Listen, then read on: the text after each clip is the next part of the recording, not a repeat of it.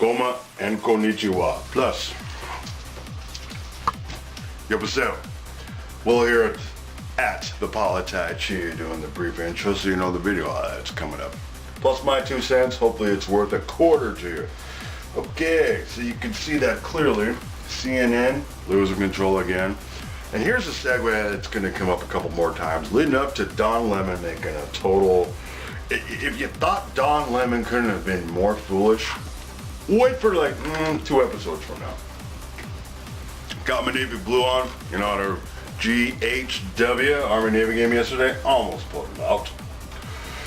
Okay, so this particular segue is leading up to, I didn't finish my other segue, how far CNN has gone, the network that Bernard and Judy worked so hard to build up. So a couple snippets of that, leading self-avowed, well-known, and as you will see, environmentalist, Phil, you'll see him soon enough. Here's his book. When you think environmentalist, you think automatically a lefty liberal. Hell, I got my degree in environmentalism with a bunch of minors to, as a accoutrement en français, to go with it. One tour of duty through school. Tour of duty, I shouldn't say that. One go-round through school, 20 quarters straight. But back in the 90s, there weren't a whole lot of careers available for that, except if you were just always pro natural resource extraction. Hell, the world needs natural resources.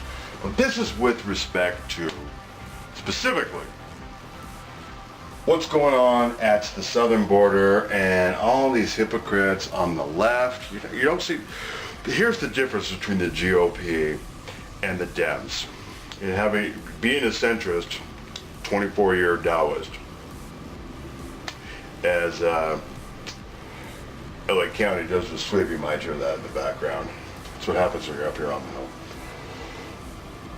The Dems are hypocrites about their talking points. They switch affiliation when it's politically convenient. The GOP, at least of the past, just failed to follow through with what they actually believe in. Alright, so that's coming up. Thanks for watching. No silly DUIs while you're out there. Roll it. Are a bigger threat to the United States than ISIS. Guess what, Ben? It's in our laws that people are allowed to come to our borders and ask for asylum. So this is a new thing. It seems like they've always had this view, but no. Many in the left used to be skeptical of mass immigration, partly for economic reasons, because it undermined the wages of workers. But there were others, many others, who had environmental concerns, too, about letting a lot more people into the country.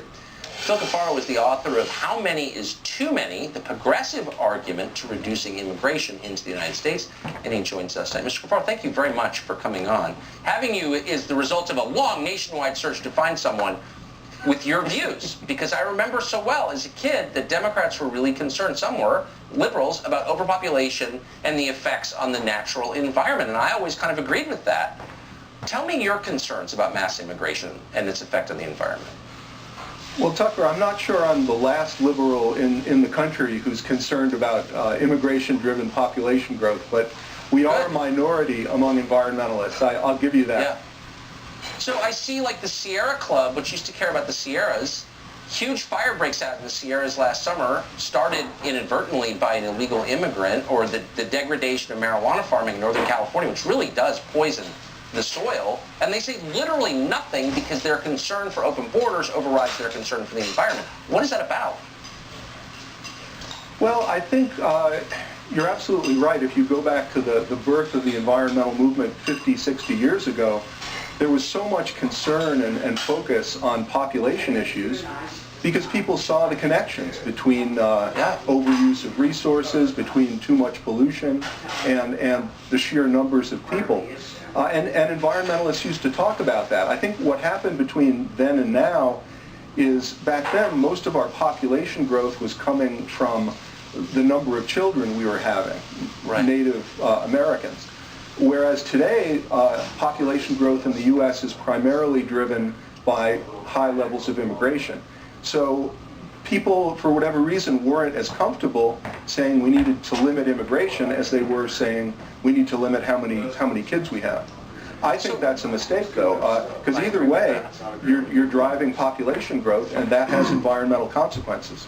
So quickly, and I wish we had more time for this because I think it's fascinating, and I would urge people to buy your book on this. What's the response you get from your fellow liberals when you